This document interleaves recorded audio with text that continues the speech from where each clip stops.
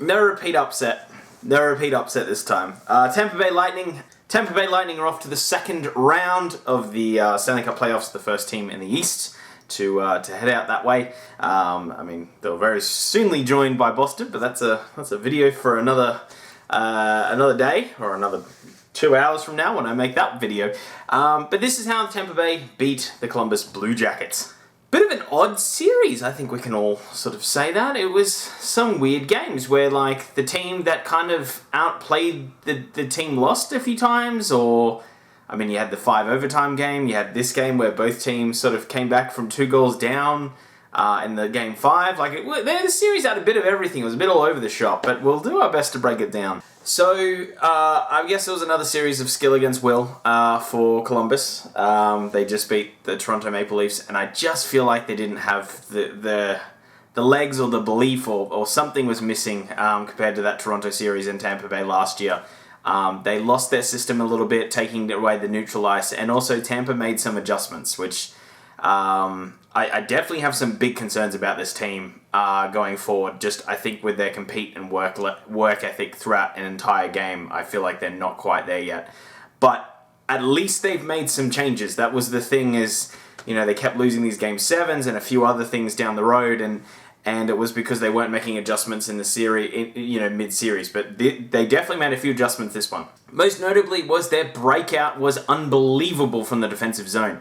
Pretty much a good portion, more than half of their goals this series were from a breakout, if not leading to an icing and then a forward face-off which led to a goal, or just prime scoring chances or a goal itself. They would pretty much move the puck very quickly off a long pass into the zone, suck the Columbus Blue Jackets in, and then get a good defensive shot from, just above the circles there, where they could really tee it up and get a tip or something on those lines.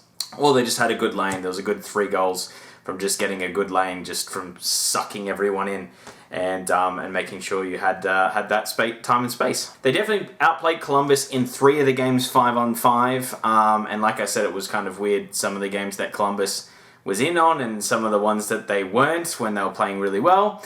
So let's break that down. So the first game was the 4th longest game in history, which is just crazy. It went to 5th overtime. Braden Point, his name will come up again in another overtime, but we'll get to that, had himself a great series. Getting 6 points this series in 5 games is great for him, and 2 overtime goals as well. One to probably set up the fact that they could win this series, and one to seal it. When they won that 5th overtime, I think everyone kind of believed that they were going to win this series. I actually think that was a very pivotal moment in this series. Usually the pivotal moment comes in Game 2 or Game 3, but I think that one was it. I think it was whoever was going to outlast the other team was probably going to win this game. Now, Columbus was somewhat able to neutralize that in a game that they probably shouldn't have won in Game 2. And that's what I'm talking about, where teams that played well weren't rewarded, or they were just very timely when the other team made mistakes, and yeah. But the Lightning just seemed like they're still off the pace of a game compared to the Blue Jackets. That's why they gave away a lot more penalties in this series compared to the Lightning, and their power play didn't register a goal once.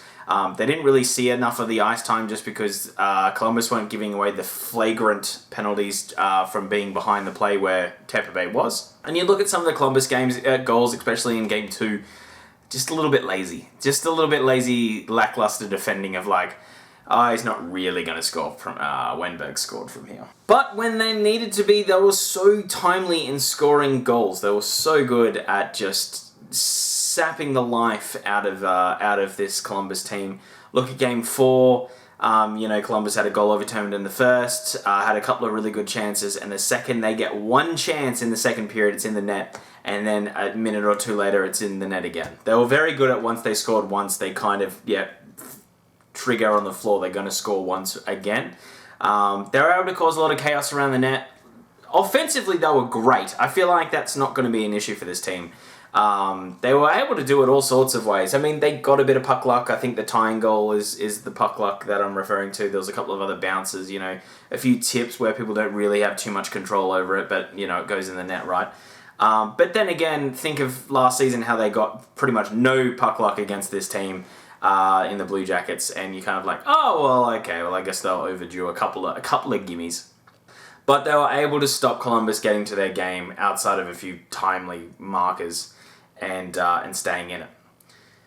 Game 4, Game 5, however, that's kind of where like the Tampa Bay dominance of the first 3 games, where really they could have been up 3 games to nil out of those, kind of stopped. They were outshot in Game 4. Again, they were timely, and Columbus was in that do-or-die attitude towards the end, so they were peppering shots away. But this game here, it wasn't a very convincing win at all. I didn't think so. They got very lucky at the end of the game. I actually think it was very much a 4-2 game to Columbus. It's just Columbus just let off the gas a bit and just turtled in defense. Very similar to the Game 4 against Toronto. This team just has a bit of an inability to hold a lead, and we'll recap their whole season. But yeah, they just kind of turtle a bit, and that's the one thing that you can't give to the Lightning, and that's showed this the whole series. The second you give them a sniff, just a whiff that they're going to be able to score and win, they scored and won. They found a way. Shattenkirk was great. I thought this series especially came to his own as the series came along. Booming shot. They've got some real hard shots, the Tampa Bay Lightning, in defense. Kucherov as well was all amongst the points. Of course he is. I mean, he was great. He set up a couple of great goals. Killorn had a really good goal, actually, when he like kind of faked the pass and just slid it underneath Korpisalo. That was another difference this series. Korpisalo just wasn't... He couldn't steal games, right? Columbus, if they were going to win this series, they needed the goalie to at least steal one of the games, and he didn't steal any of them. He didn't really come up big. Like, he would make these amazing saves, and you're like, oh, he's really good, but then he kind of let in something that you're just like, oh, really, that one? That one? So, so that one kind of hurt. That hurts a little bit. Yeah, I just don't know what you do with this defense. They seem very good at the upright pass. Like, all of them seem to be able to get it off. Sergachev, Shattenkirk, McDonough, Bogosian, Hedman. They seem all able to do that, but every now and then just had this defensive lapse where they just get a bit complacent. Special teams wasn't great for them either. I mean, 5-on-5, they dominated this series, like I said, especially the first 3 games. So that's where it's a bit hard to analyze this series, because the last 2 were so weird, as if like Columbus definitely should have won today. But good teams find a way to win, and that's what Tampa Bay did. They caused chaos. They found ways to score all over the lineup and all over the ice. They found ways to score different ways. Obviously, the breakout was something that they definitely looked at and scouted. Forward face-offs, offensive face-offs as well. They'll generate 3 goals a series from them, so it's kind of big. It just seems weird that they were able to do that 5-on-5 but couldn't get anywhere near it on the power play. Want to probably see a little bit more from Palat, maybe Gord as well. Those players I wouldn't mind seeing a bit more from. Tyler Johnson, even though he got a goal. But yeah, I just want to see a little bit more of them to go forward. I don't know what the ceiling is for this team. They just didn't show me that they have that ability to get past the next round or the round after that. Unless they... I mean, the thing is with fitness and a few other things, it can improve so they can get to that level. They just didn't show it this series for me against the Columbus Blue Jacket team that outworked them in periods, which is a bit of a worry. That's the bit of the worries. They got outworked sometimes, but their skill was is way more advanced than Toronto's, and good on Cooper. Good on Cooper to make a few adjustments this series and get things moving along. Anyway, guys, that is the whole video. If you did like this video, hit the like button.